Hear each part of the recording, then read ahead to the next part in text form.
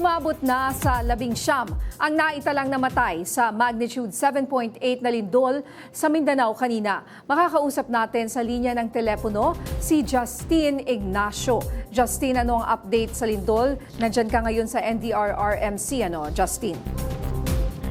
Yes, Nina, sa report ng Office of the Civil Defense, 19 na ang nasawi sa malakas na lindol sa Mindanao at 134 naman ang nasugatan habang 12 ang nawawala.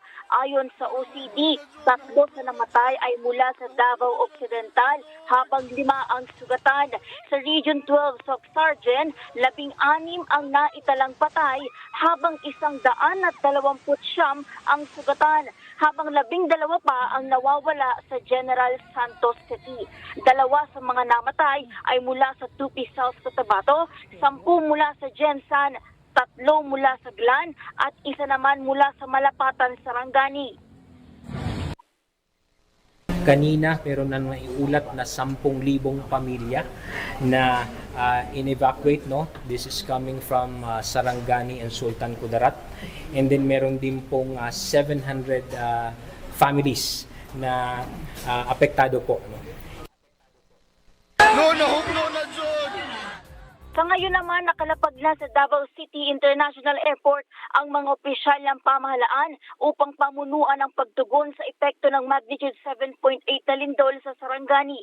Nakataas din ang red alert status sa NDRRM Operations Center sa Camp Aguinaldo, Quezon City, gayon din sa OCD Sargent Operations Center.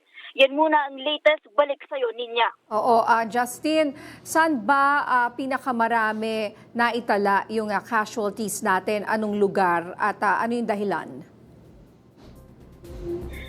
Yes, Nina, yung kabuuan kasing casualty, no, ang ayon sa OCD ay 19 ang namatay. Yung Region 12 sa Sargent, 16 dito yung naitala nilang nasawi. 129 naman yung injured at 12 yung missing. At kaugnay naman sa kung paano sila exactly nasawi, yan naman ay yung detalye na antabayan pa natin dahil nakatakda muling magbigay ng update ang NDRRMC ngayong gabi. Okay. Maraming salamat, Justine Ignacio.